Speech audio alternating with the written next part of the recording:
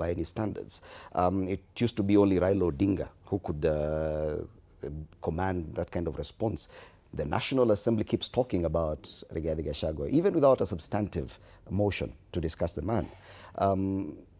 Do you agree that, yes, we are seeing the rise of another gigantic politician in Kenya? It is extremely dishonorable to compare Raila Odinga with Rigathi Gachagua. Raila Odinga was a nationalist. Rigathi Gachagua has openly declared that he's a tribalist. Yes. He has never pushed a nationalist agenda as an individual. Everywhere he goes, his rhetoric is about watu wetu, sisi watu wa mulima.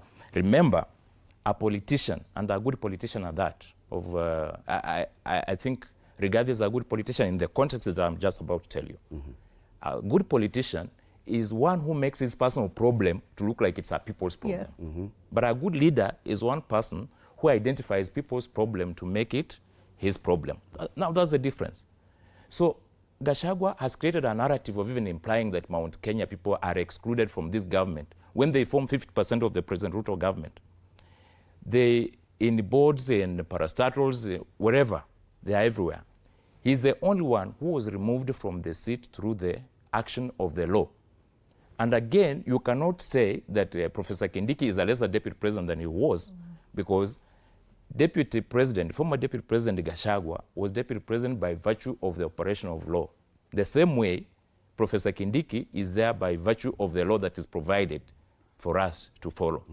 So I do not like the kind of political hygiene that I'm seeing around in terms of the narrative that is pushing towards 2027, especially one that is being advanced by Gachagua. They say that the end justifies the means for a politician as long as it's very wrong even for the generations that are coming. If you look at the 1992 kind of political framework that we had in the country, there was a nationalistic approach. Those ones who were in the opposition were pushing a nationalistic agenda.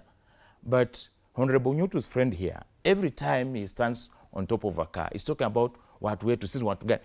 So how is someone who does not belong to his ethnic group going to feel that he is still welcome under the arrangement of the political formation he's creating? Are you denying the kind of following that he has? Are you denying the kind of following he has? I did the projections the whole of last week on various scenarios of winning in 2027, and under all those circumstances, William Ruto is winning in 2027. So all these are sideshows.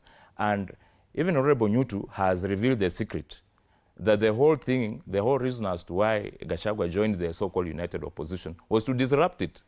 Their intention is to play around some games and hope for the Supreme Court to do some magic so that he also runs for an elective seat so that he can come with a handful of members of parliament that I think Honorable Nyutu will be elected on the basis of that defense of Gachagua. He'll be elected on his DCP party because he's come out as someone who's defending him. So those MPs and senators, amongst them Honorable Nyutu, will be part of the negotiating tool for Gachagua to be part and parcel. But let me get you right. Are you denying the kind of pool that Rigathi Gachagua has as a politician, whether regional or whatever? He is playing games. There's nothing like support. Support cannot be determined at the ballot, and it's not going to be then why? How come every cabinet, quite a number of cabinet secretaries, the National Assembly, the president, the deputy president, how come all of them find the need to talk about this man, if at all is because I've told you he's a good politician. He's playing with the minds of the people. He has turned his personal problem of losing the job to look like it's everybody's problem. Now, those ones who are not so keen enough or who easily get provoked, because you remember his cards, he said that he wanted the president to be annoyed to a certain level. So this is just cat and mouse kind of games. They have nothing to do with the national agenda.